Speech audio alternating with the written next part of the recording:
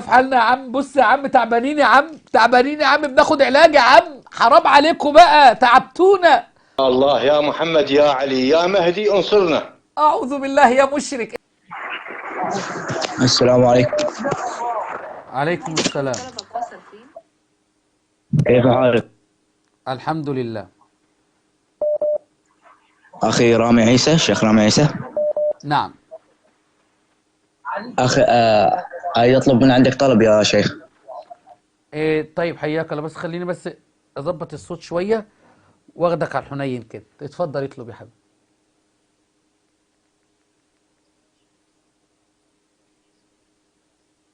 انت سني ولا شيعي؟ طيب. شيعي من العراق؟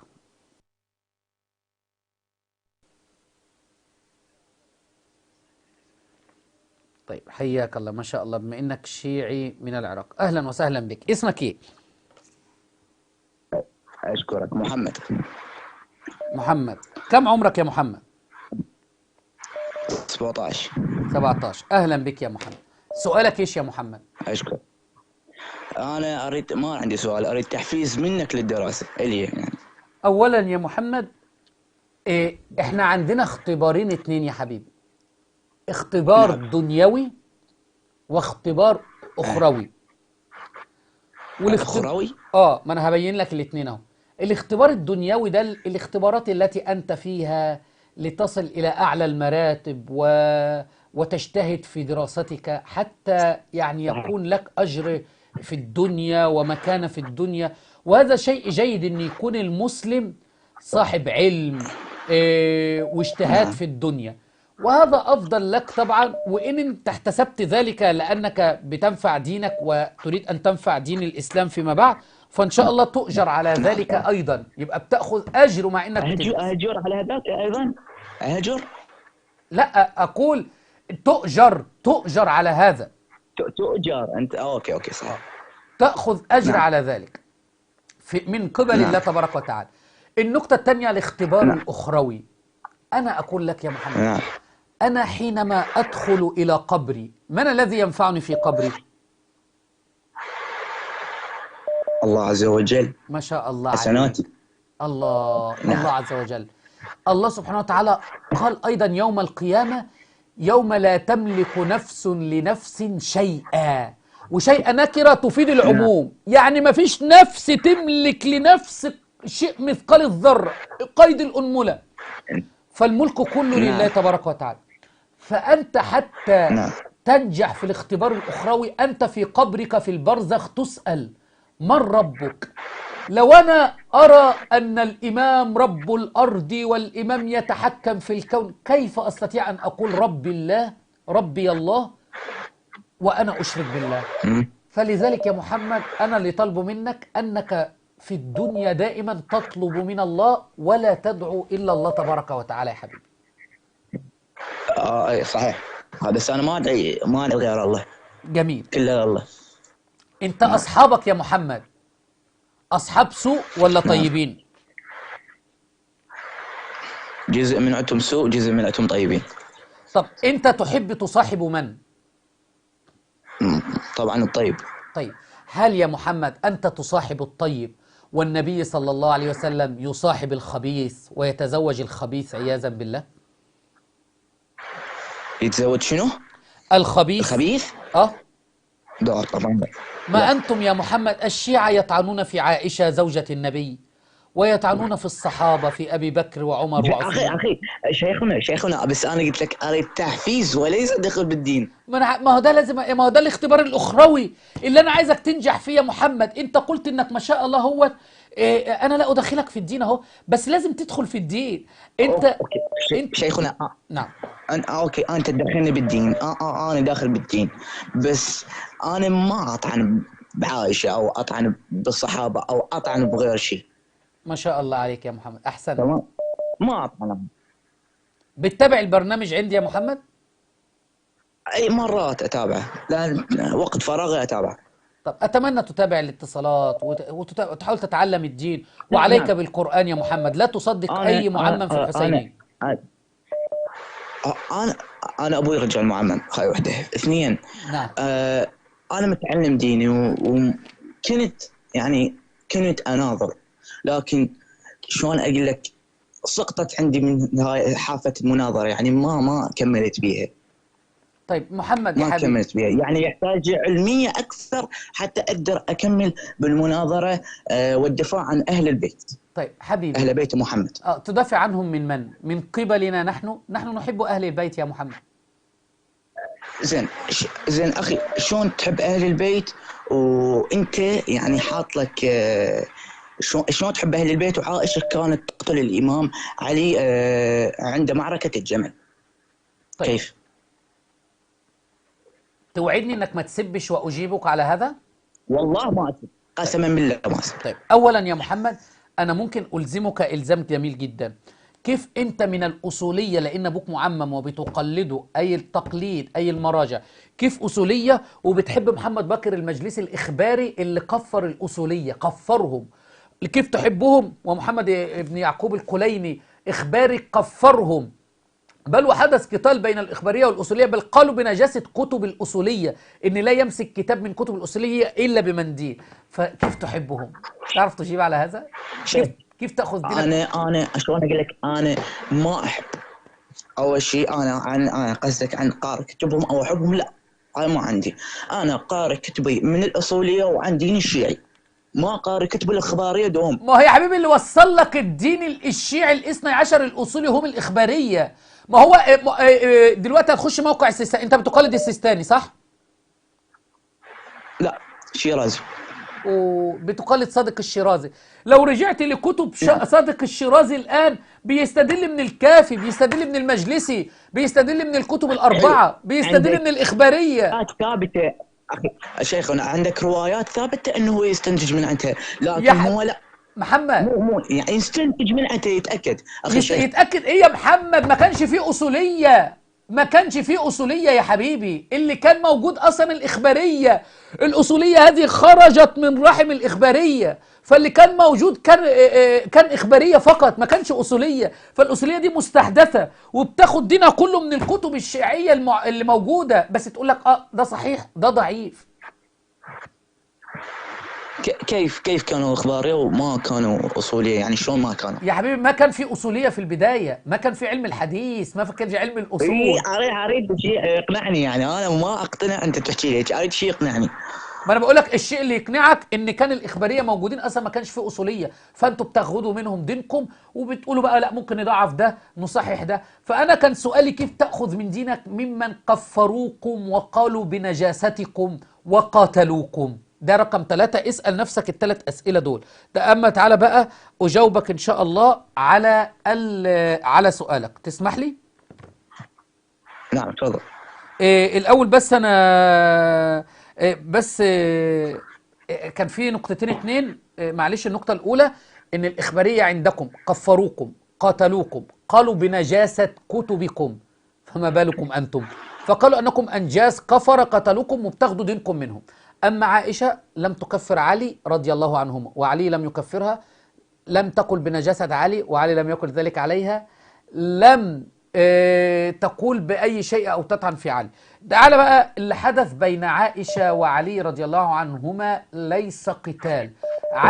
عائشة لم تخرج لقتال علي، ولو علي رضي الله عنه الذي يعلم الغيب يعلم أن عائشة قد خرجت لقتاله لما تركها تخرج. ده رقم 1. رقم 2، ما خرجت إلا للإصلاح والطلب والمطالبة بدم عثمان. هتقول لي كيف المطالبة بدم عثمان وهذا إصلاح؟ أقول لك أم المؤمنين عائشة خرجت للبصرة. ما كانش يا محمد، كان السبائية متمكنين في المدينة بعد ما قتلوا عثمان رضي الله عنه، أظن كان 4000 رجل، أو بعد ما قتلوا عثمان رضي الله عنه كانوا متمكنين في المدينة، وكانوا سيؤذون الصحابة أيضا، فكانوا قد تمكنوا في المدينة. وما ذهبوا إلى البصرة، وذهب علي رضي الله عنه بجيش، وباتوا بخير ليلة على العودة إلى المدينة طلحة والزبير ومن معه وابن أخت عائشة عبد الله بن الزبير وعائشة بخير ليلة. قال السبائية لقد اتفقوا على قتلنا على دمنا، فقاموا وقتلوا في الجيش حتى قال غدر طلحة والزبير غدر علي وقامت القتال. لو كانت عائشة قاتلت علي وتسببت في قتال المسلمين، لماذا علي بن أبي طالب يرجعها إلى المدينة معززة مكرمة دون أن يقم عليها الحد؟ هل علي يحابي في الدين؟ زين شيخنا، أجبني على هذا السؤال. لو هي قاتلت المسلمين يرجع علي في المدينة عشان تسوي فتنة تاني، وهتقول لي الرسول أمره؟ الرسول قال له رجع لي عائشة تاني في المدينة عشان تسوي فتنة وتمنع الحسن إن يدفن بجواري يعني تشارك في قتلك يا علي بالله عليك، هل هذا دين؟ هو دينكم كله افتراضات وترقيعات كده يا محمد؟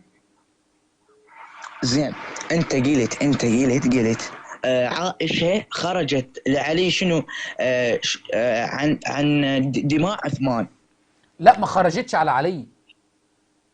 لا انت قلت دماء، ما ادري شلون قلتها. نعم بس نعم، جاء إليه طلحة والزبير، هذا أمير المؤمنين عثمان بن عفان قد قتل وقتل مظلوما، حتى أن علي رضي الله عنه كان يرى أرسل الحسن والحسين للدفاع عن عثمان رضي الله عنهم أجمعين، لكن عثمان كان يعلم أنه مقتول، فأراد ألا يرى دم في المدينة، دم أحد من الصحابة أو من أبنائهم من أجله، وهو يعلم أنه مقتول للرؤيا التي رآها ولإخبار النبي صلى الله عليه وسلم له بذلك، فأخبره في الحديث ما استأذن على رسول الله وقال على بلوى تصيبه، فأخبره النبي صلى الله عليه وسلم بأنه سيقتل هكذا.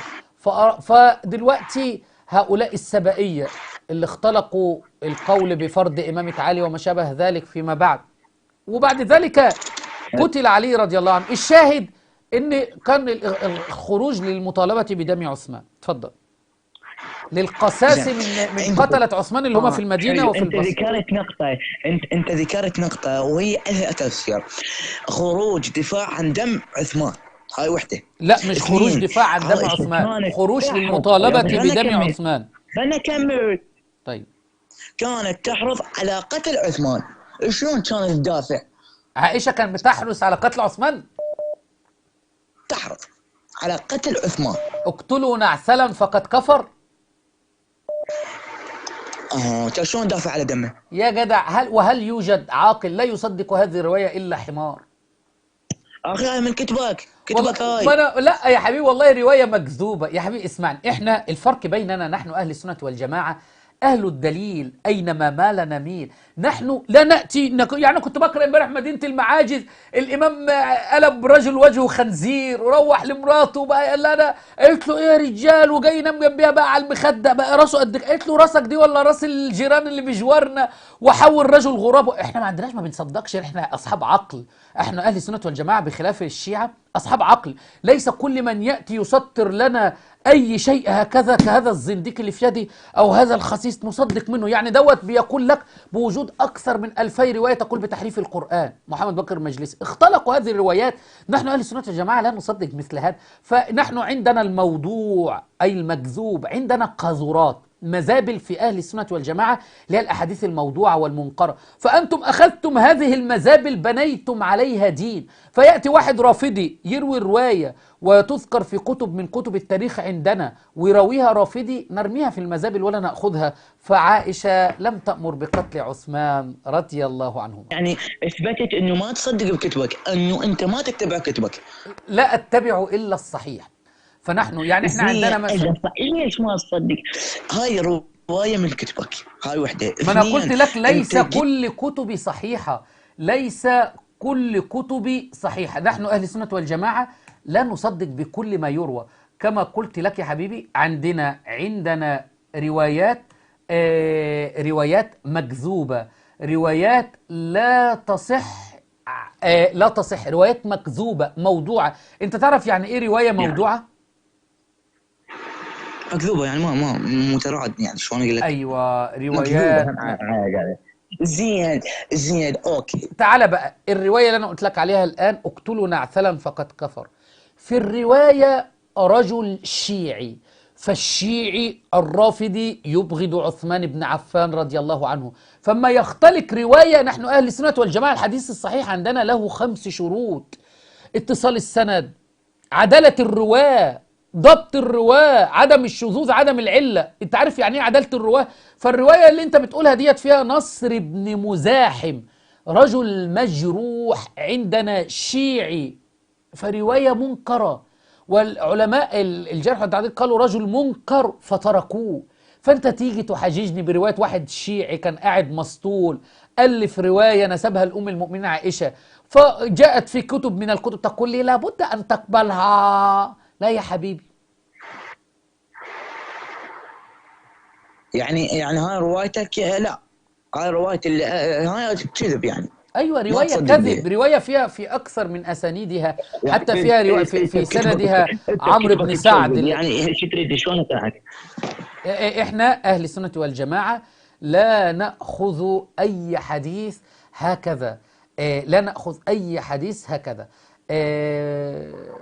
لابد عندنا شروط للحديث. يعني مثلا نصر بن مزاحم اللي انا قلت لك عليه، هذا اللي قلت لك عليه، اهل العلم قال الذهبي عنه قال رافضي جلد، يعني زنديق من الزنادقة، تركوه. وقال ابو خيثمة كان كذابا. فانت جايب لي واحد رافضي كذاب، علماء الجرح والتعديل عندنا قالوا رافضي كذاب، انت تيجي تلزمني بيه؟ اتفضل. إذا أنت أنا جاي أقول لك شيخ، أنا شلون أقنعك ما دام أنت بكبرك من علماء السنة وعلماء الجماعة إنه ما تصدق بكتبك. لا، ما هو انت كده دماغك مربعه يا حبيبي، والله ما ابوك معمم وعديناها ماشي، لكن دماغك تبقى مربعه.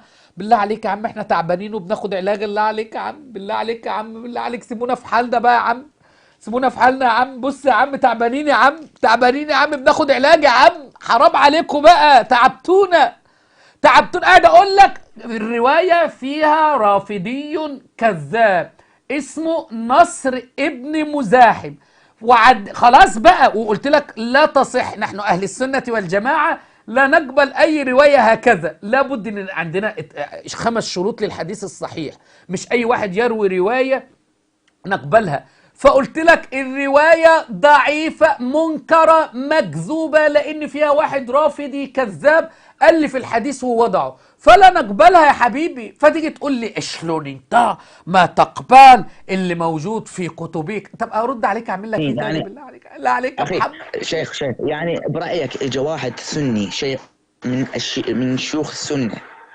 كتب يعني هذا الكتاب إله، يعني اجى رافض، اجى خرب بيه وكمل، يعني الكتاب يعني بعده مستقيم لو شنو؟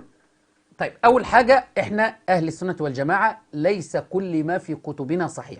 يعني مثلا الإمام الطبري في كتابه تاريخ الطبري جمع التاريخ بما فيه مليء بالغث والسمين والموضوع والمكذوب، هو اعترف إنه لم يعتمد على ما هو صحيح، وجمع كتاب تاريخ الطبري مجلدات كبيرة، وترك اللي مثلي ومثلك القارئ هو اللي يعرف الصحيح منه من الضعيف، على اساس ان انت يعني هتعرف حاجه زي دي. وهذا مما اخذ على الامام الطبري رحمه الله، لكنه اعترف ان ليس كل ما فيه صحيح. فاهل السنه عندنا يجمع لك من الروايات ما قيل كذا وكذا وكذا، فليس كل، وما عندنا احد معصوم، ما عندنا احد معصوم يا حبيبي. فنيجي نقول هذه موجوده في تاريخ الطبري لابد ان تاخذها، اقول لك لا يا حبيبي، هذا الحديث لا يصح، هذا الكلام لا يصح. فهمت يا حبيبي؟ اسال ان يشرح صدرك وان ياخذ بيدك الحق، وانا تشرفت باتصالك، وان شاء الله يكون ما بيننا اتصالات ان شاء الله. واسال ان شاء الله تاتينا متسنن ان شاء الله كده يا محمد باذن الله، وتترك عقائد البدع والضلال. شكرا لك يا محمد. ان شاء الله ان شاء الله. كان معنا ضيفنا الشيعي محمد ابو معمم، اسال ان يهديك يا محمد وان ياخذ بيدك الى نور التوحيد. شكرا لك يا محمد. شلونك استاذ رامي؟ الحمد لله. رامي سؤال؟ لا، احنا عندنا سؤال، لو تحب تشارك في موضوع اليوم عندنا موضوع. نعم. هل الذي يقول يا حسين ارزقني موحد ام مشرك؟ موحد. طيب، جميل جدا. هسألك السؤال، من الذي يرزقك، الله ام الحسين باذن الله؟ احنا ما نقول يا حسين، انا بس شوف، انا سالتك سؤال بقى خلاص، انت قلت اللي بيقول يا حسين ارزقني موحد، انا بسالك الذي يرزقك الله ام الحسين؟ ده نقول إلهي بحق الحسين أرزقني. جميل جدا. انا اللي بقول لك بقى، لو واحد قال يا حسين مباشره ارزقني، موحد ام مشرك؟ اسمع يا شيعي اللي بتقول يا حسين ارزقني، اسمع الاجابه من الشيخ. تفضل يا شيخ، الذي يقول يا حسين ارزقني موحد ام مشرك؟ اتفضل. اسكت ليه؟ منو؟ الذي يقول يا حسين ارزقني موحد ام مشرك؟ اجب الشيعة. موحد. جميل جدا. الله سبحانه وتعالى يقول قل من يرزقكم من السماء والأرض أمن يملك السمع والأبصار ومن يخرج الحي من إلى أن يقول فسيقولون الله. يا مشرك، يا مشرك. وحادث الراجل اللي اتعمل شاورما مع قاسم سليماني نسيت اسمه، يا مشرك. الله سبحانه مشركو قريش. الله سبحانه وتعالى قال للنبي صلى الله عليه وآله وسلم قل من يرزقكم من السماء والأرض إلى آخر الآية فسيقولون الله. أنا قلت المشركون المتأخرون هؤلاء زادوا على الأولين، أشد شركا من أبي جهل وأبي لهب، فكانوا يقرون أن الله هو الرازق، لكن يأخذون هذه الأصنام وسيطة بينهم وبين الله. أما هؤلاء يطلبون الرزق من الحسين، زادوا عن المشركين الأوائل. حسبنا الله ونعم الوكيل. والله أستاذ رامي، تفضل. أستاذ رامي، إحنا هسه حتى لو مشركين، إحنا مشركين جميل جدا. يعني أنت بتقر أنكم مشركين. نعم، أنتم الذي يطلب من غير الله هو شرك، لأن الله سبحانه وتعالى قال قل ادعوا الله أو ادعوا الرحمن، والله سبحانه وتعالى قال ومن أضل ممن يدعو من دون الله من لا يستجيب له إلى يوم القيامة. أضل واحد اللي بيدعو من دون الله من لا يستجيب له إلى يوم القيامة. اسمعني وأنا هسمعك، اسمعني وأنا أسمع. هل إما أنت بتدعو الحسين أضل واحد الذي يدعو من لا يستجيب له، هل الحسين يستجيب لك؟ يستجيب. ده برضه عايز أوقعك وسقطت تاني أيها المشرك. وقال ربكم ادعوني أستجب لكم، فالذي يستجيب هو الله. الذي يستجيب هو الله. أحببت أن أنا أعمل لك فخ ووقعت فيه تاني، فأنت أقريت أن أنت بتطلب الرزق من الحسين، وأقريت أن الحسين بيستجيب ليك، وأنا جبت لك الآيات الواضحات البينات من كتاب الله تبارك وتعالى. وقال ربكم ادعوني أستجب لكم. أنت قلت ادعوا الحسين يستجب ليك. قل من يرزقكم من السماء والأرض، أنت قلت الحسين والآية الله. شكرا ضيفنا المشرك الذي أقررت بأنكم مشركون، لكن في بداية الاتصال قلت احنا بنقول اللهم بجاه الحسين ارزقني، لكن اما جبتك ولفيتك أقريت بعقيدتكم، وهذه أشد شركا ورب الكعبة من عقيدة أبو جهل وأبو لهب. أنتم أشد شركا بهذا من أبي جهل ومن أبي لهب. كان معكم أحد مشركي الإمامية الاثني عشرية. السلام عليكم. عليكم السلام. حياك الله سماحة السيد ضياء الطالقاني. اللهم صل على محمد وآل محمد. سيد ضياء. نعم. مرحبا، أحببنا نسلم عليكم وندعو لكم. عليكم السلام ورحمة الله، حياكم الله. أنا موالي من مصر وصديق معكم على الصفحة، وأحببنا نسلم عليكم. محب السيد حيدر، أنا أبو فاطمة.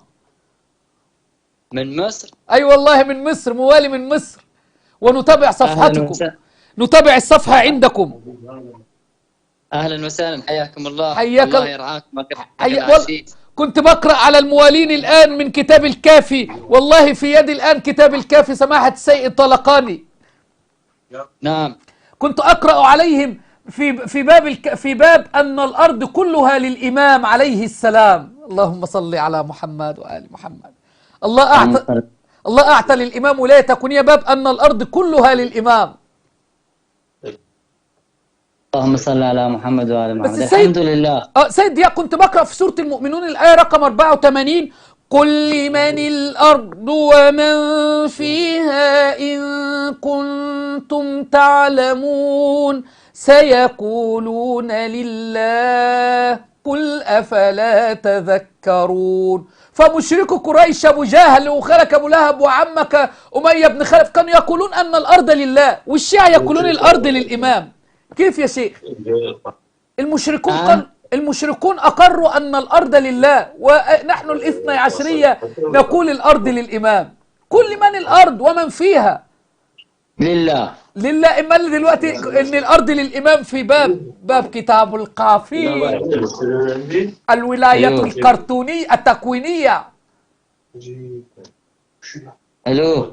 هنقول الو، هتزعلني منك بقى يا شيخ. كل من الأرض ومن فيها، مش الإمام بيتحكم في الكون بإذن الله؟ أنت عندك سؤال أم ماذا تريد أن تسلم؟ أيوة يا سماحة السيد ضياء الطلقاني، أجبني بالله عليك. أنت عندك سؤال، شو طريق بداية كلامك تختلف عن الآن. سيد ضياء الطلقاني، قبل قليل. أنا اسمي رامي عيسى، وأنت الآن في القناة مباشر، يستمع إليك الكثير من السنة والشيعة، وإن أغلقت الهاتف سيكون موقفك ضعيف والجميع يراك. فالآن ننتظر منك الإجابة. كيف تقولون أن الأرض للإمام؟ أنت إذا تستمعني القناة والناس يستمعونني من السنة والشيعة، أنت إنسان محتال. شكرا. علشان دخلت باسم السيد حيدر، ما هتجاوبوني إزاي؟ أنا لو دخلت برامي عيسى، إذا كنت عرفت إن أنا رامي عيسى قلبت عليا أهو. قول لي بقى، أصدق القرآن ولا أصدق كتاب الكافي؟ القرآن يقول إن الأرض لله، والكافي يقول الأرض للإمام. تقول أنا سيد يعني لا، أنا ما قلتلكش أنا سيد، قلت لك أنا محب السيد. حياك الله. أنت من أين؟ أنا من كوكب الأرض. يا سماحة بالله، وأنت جايب لي عروسة يا سماحة السيد ضياء الطلقاني، بالله عليك أجبني. القرآن يقول الأرض لله، والكلين يقول الأرض للإمام. أصدق من؟ الجمهور يستمع إليك الآن. أخي العزيز، أنت من؟ أنا اسمي رامي عيسى أبو فاطمة. الآن الرقم الذي خرج عليه يتصل بك فلان سيد حيدر الموسوي. أنت رامي عيسى. ما هم في البث بيدلعوني، يقول يا سيد تعال يا سيد حيدر، ايه تعالى اتعشى يا سيد حيدر، روح اتغدى يا سيد حيدر. فكانوا بيدلعوني يقول لي سيد حيدر في البث. لكن انا الان مش في اسمي، اغير لك اسم. انت عايزني اسمي نفسي ايه؟ اغير لك اسم. بس دلوقتي القرآن يقول ان الارض لله، والكلين يقول الارض للامام، وانت اقريت ذلك. اصدقك ولا اصدق القرآن؟ حياك الله يا سيد ضياء الطلقاني، انا سعيد اني بتكلم معاك. حاولنا ولقينا. اعطيني اللي بجوارك لو انت خايف تجاوب. ايوه. زين وين لقاك سيد؟ بترين. شو طلع معادلة اول مرة هاي؟ اعطيني اللي بجوارك ان شاء الله. انا مستعد كل واحد فيكم يسأل سؤال. لا، الماسنجر. بالله عليكم ايه يا شيخ؟ هو انتوا تخلوكوا عفريت؟ قولوا كل واحد يسأل سؤال. يلا كل واحد فيكم يسأل سؤال. يلا يا سيد ضياء، بس اجيبوني على سؤالي. طب من اللي ينفع اقول يا حسين ارزقني يا سيد ضياء؟ سيد ضياء الخط مفتوح والله. ايه اللي حصل لك؟ كتمت الصوت من عندك ليه يا سيد ضياء الطالقاني؟ الشيعة يستمعون اليك. ضياء الطلقاني الخط مفتوح، وين رحت؟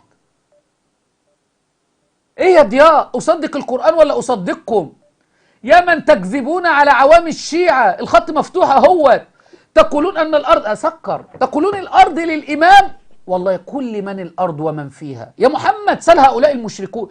يقر المشركون ان الارض لله. الله اكبر ولله الحمد. والشيعة يقولون لا. المشركون المتأخرون أشد شركا من المشركين المتقدمين. ليه؟ لأن المشركين المتأخرون زادوا على الأولين من جهتين. أول حاجة الشرك في الربوبية، ربوبية أن الله الخالق الرازق المدبر المحيي المميت، وأيضا الشرك في الرخاء والشدة. فهؤلاء كانوا في الشدة يدعون الله، فإذا ركبوا في الفلك دعوا الله مخلصين. لكن الشيعة في الرخاء والشدة يقولون يا حسين. كان معكم سيد الشيعة ضياء الطلقاني من العراق. الو. أي سني أم شيعي؟ شيعي. منين؟ من العراق. اسمك ايه؟ علي. امال داخل باسم محمود ليه يا علي؟ تفضل سل سؤالك يا علي.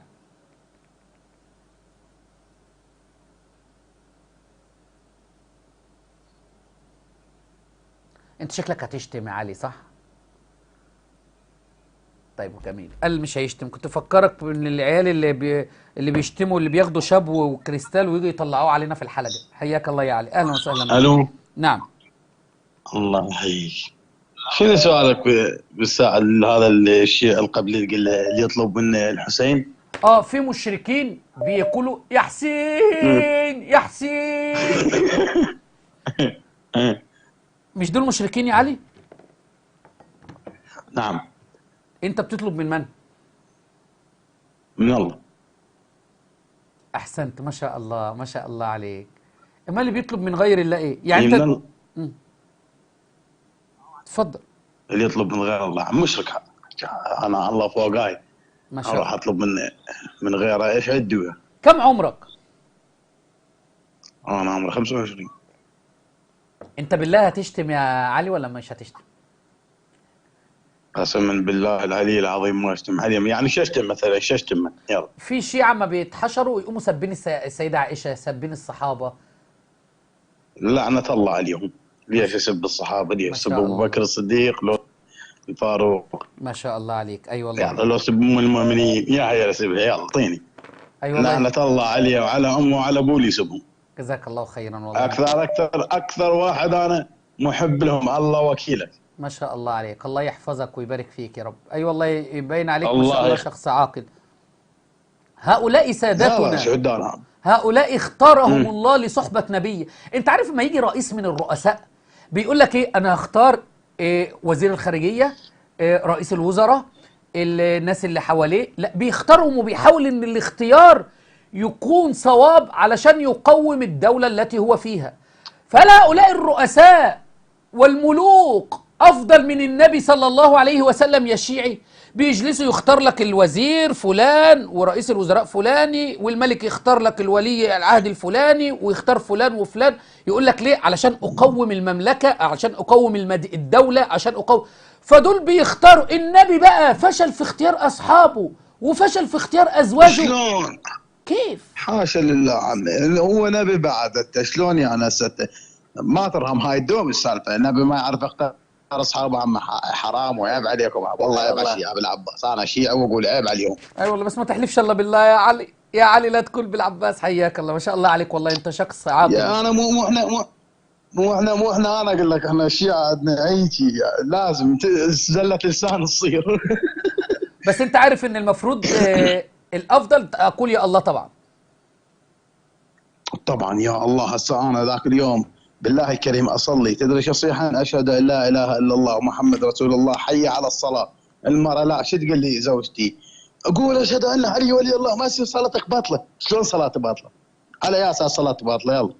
اي والله. قول لها مين؟ قول لها يا عماره، مين اللي دخل اشهد ان عليا ولي الله في الاذان اصلا؟ لا الامام علي دخلها. هو قلت لها قبل ما يصلي النبي يقول اشهد ان علي، هو نفسه علي بن ابي طالب من يصلي يقول اشهد اني ولي الله. أحسن. الحسين من يصلي يقول اشهد ان ابي ولي الله. ما شاء الله عليك يا علي. ايه العقليه دي؟ اوعى تكون انت اللي اخترعت انت اللي خربت ثقب الاذن. ما شاء الله، انت شخصيه عقليه فذه ما شاء الله يا علي. عفا عليك يا شيخ. الله يحفظك يا رب ويبارك فيك. الله يبارك فيكم ويحفظكم. طيب يا حبيبي، رضي الله عن الصحابه اجمعين. الله. يعني انت كده سني ما شاء الله كده. ايه رايك ابعت لك الوضوء الصحيح بقى والصلاه الصحيحه؟ حافظهن كلهن الوضوء وهاي كله من الشيخ. ما شاء الله. طيب يا حبيبي، بتغسل قدمك في الوضوء؟ من الشيخ اتمان الخميس ناشر له فيديو على اليوتيوب. الله يحفظك. ما شاء الله عليك. الا وانا مشي ورا يقول لك ذبها براس عالم بطلع منها سالم. انا مخليها برقبته بعد. اي والله وبرقبتي. انا اقول لكل شيعي وجب عليك ان تغسل قدمك في الوضوء، وانا مسؤول امام الله يوم القيامه لو وضوءك باطل. يجب ان تغسل قدمك في الوضوء. الله يبارك بيك ويحفظك. وهنيئا لك يا حبيبي، انت اول المهتدين معنا في الحلقه المباركه، واسال الله ان يهدي زوجتك يا رب. الله يحفظك. شكرا الله لك. ابعت لي رساله، ابعت لي رساله عشان ارسل لك رقم الخاص ان شاء الله. ان شاء الله. شكرا ان شاء الله الله. لك. حياك. مع السلامه. مع السلامه. الله اكبر ولله الحمد. اول مهتدين معنا ما شاء الله يعني شيء يثلج الصدر اما تلقى شيعي عاقل هكذا، شيعي معتدل. هؤلاء هم الشيعة المعتدلون فعلا، اي والله، يا ليت الشيعة كلهم هكذا. السلام عليكم، اتفضل. السلام عليكم. عليكم السلام. سني ام شيعي؟ واحد.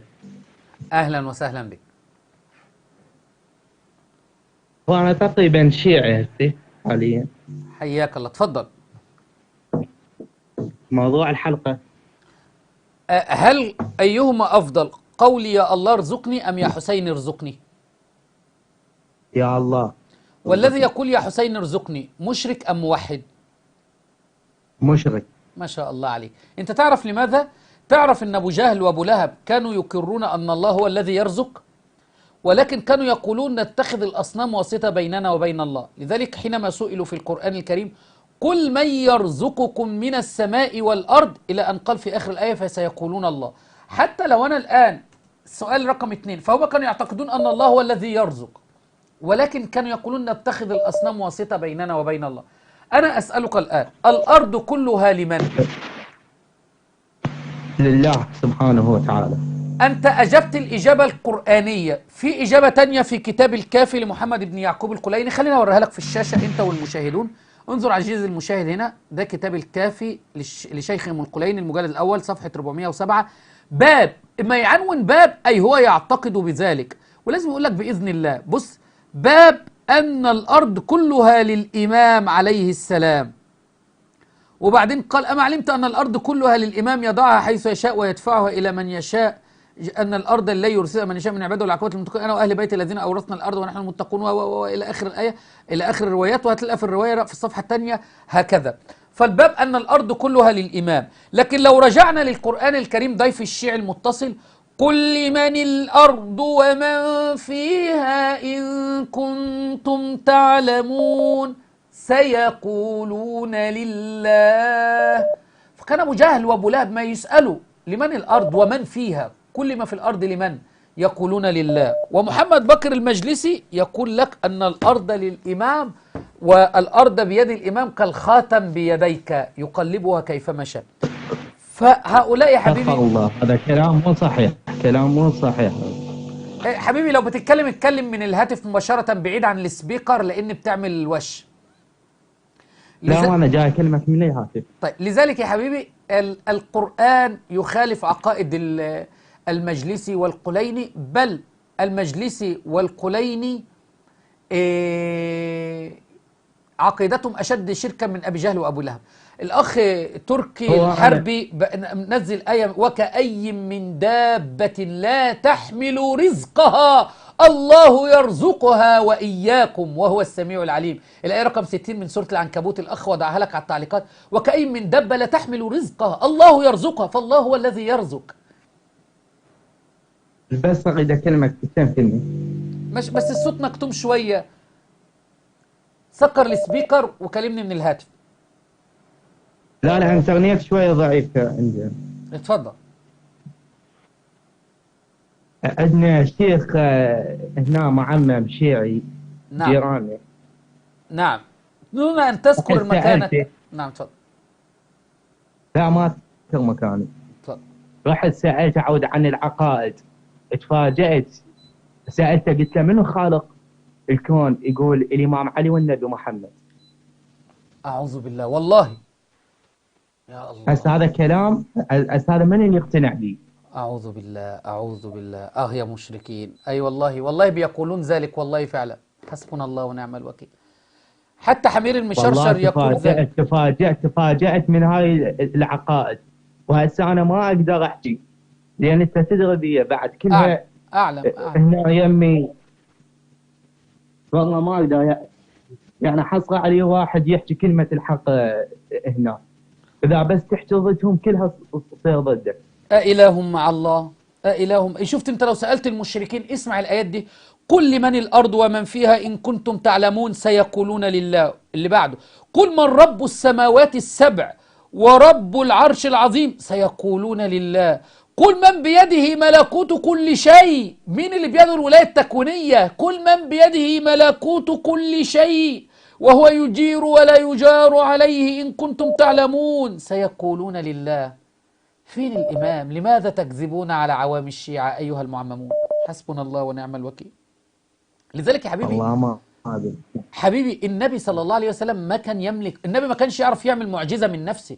يعني لو نبي يريد يعمل معجزة لا يستطيع، لا يستطيع من تلقاء نفسه. لذلك الله سبحانه وتعالى قال المشركين لما طلبوا من النبي صلى الله عليه وسلم وقالوا لولا أنزل عليه آيات من ربه، وقالوا، شوف الأخ شريف بيقول لك فإذا ركبوا في الفلك دعوا الله مخلصين. المشركين فلما نجاهم إلى البر إذا هم يشركون، يرجعوا للشرك تاني. شوف اسمع الآية دي، وقالوا لولا أنزل عليه آية من ربه قل إنما الآيات عند الله وإنما أنا نذير مبين. لو يجيب لنا آية كده، لذلك طلبوا منه والله سبحانه وتعالى رد عليهم. هؤلاء أولم يكفيهم أن أنزلنا عليك الكتاب يتلى عليهم. إما قالوا ما يورينا آيات معجزات، الله قال أولم يكفيهم أن أنزلنا عليك الكتاب يتلى عليهم إن في ذلك لرحمة وذكرى لقوم يؤمنون. ده كتاب رحمة وذكرى للمؤمنين. لذلك يا حبيبي، كلامك صحيح. لذلك علشان ما يجوش يوم القيامة ويقولوا لولا أرسلت إلينا، ربنا أنزل لهم الحجة اهي، هو القرآن، حتى لا يقول لولا أرسلت إلينا رسولا فنتبع آياتك من قبل أن نذل ونخزى. القرآن يا حبيبي واضح بين، لا النبي بيده ولاية تكوينية ولا أي أحد بيده، والذي بيده ملكوت كل شيء هو الله. ومن قال أن أحد يتحكم في الكون وهو رب الأرض والأرض له، الله سبحانه وتعالى يقول أإله مع الله؟ قل هاتوا برهانكم. أسأل أن يثبتك يا حبيبي. الخط بيقطع عندك على فكرة. يا الله، سلام عليكم.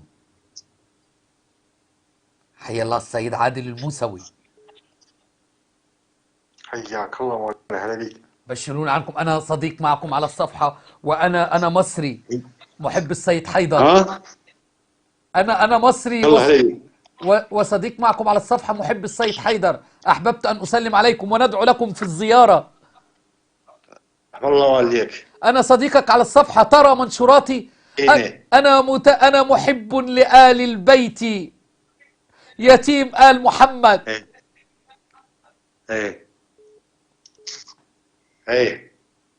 حياك الله، أحببنا نسلم عليكم. أشكرك سيدنا، دعاك إن شاء الله، دعاك إن شاء الله. سيد عادل الموسوي، أنا أحببت أسألك، أستفسر منك حينما أقول يا حسين ارزقني، لأن أبناء العمة يقولون لي في مصر هذا خطأ. هل هذا خطأ حينما أطلب من سيدي ومولاي الإمام الحسين الرزق؟ لا، أنت تتوجه بجاهه عند رب العالمين بجاهه. يعني لا، أنا أقول يا حسين ارزقني. أي الحسين باب من أبواب الله. أيوة. طيب المشركين أبو جهل وأبو لهب إما سألهم النبي صلى الله عليه وسلم قل من يرزقكم من السماء والأرض، في آخر الآية في 31 في سورة يونس فسيقولون الله. فالمشركين أبو جهل وأبو لهب كانوا بيقولوا إن اللي بيرزق الله، وإحنا الشيعة بنقول إن اللي بيرزق الإمام الحسين. الله المستعان يا شيخ. إن الله هو الرزاق ذو القوة المتين. إلى متى نطلب من الحسين؟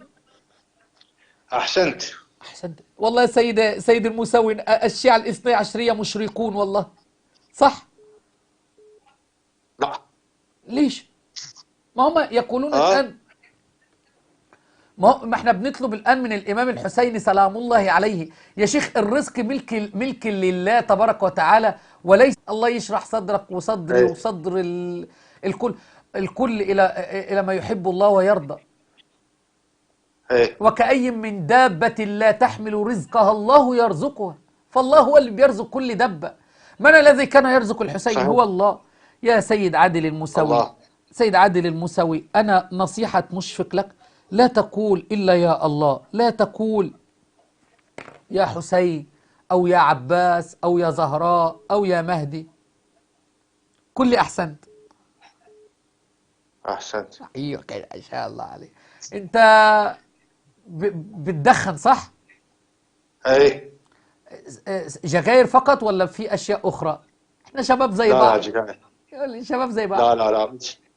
ها؟ ما في كريستال أو شيء ولا؟ انا جيجاره ما دخل.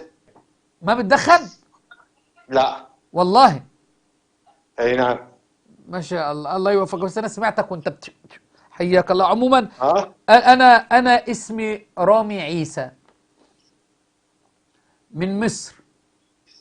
ايه. وأنت شخص مؤدب ومحترم يا سيء عادل الموسوي. ايه. وأنت الآن في البرنامج في بث مباشر معنا الآن، يستمع إليك الكثير من السنة والشيعة، وندعوك إلى أن تقول يا الله ولا تدعو غير الله. يا الله، يا محمد، يا علي، يا مهدي انصرنا. أعوذ بالله يا مشرك. إيه يا سيد عادل الموسوي؟ الله يقول وما النصر إلا من عند الله أإله مع الله. عادل الموسوي يقول نعم يا مهدي يا علي يا محمد يا الله. قال يا الله يا محمد يا علي يا مهدي انصرنا. اسمها انصرونا بقى يخرب بيتك. فدلوقتي انت جعلت مع الله آلهة عياذا بالله يا سيد عادل. سيد عادل انا مشفق عليكم. فسكر وهرب. شفتم خلاص تربوا على الشرك. دول السادة اللي بياخدوا منكم الاموال يا شيعة، دول اللي بياخدوا منكم الاخماس يا شيعة. اعوذ بالله. شوف يا الله كما يقول النصارى الاب والابن وروح القدس. يا الله يا محمد يا عليون. اعوذ. شويه مشركين. محمد صلى الله عليه واله وسلم لم ينصر نفسه في غزوة احد. علي رضي الله عنه لم يستطع أن ينتصر على أبي بكر وعمر وعثمان. مهديك غايب وهارب بقاله 1200 سنة لا يستطيع النصرة. تطلبون من غير الله يا مشركون. كفاكم شرك بالله تبارك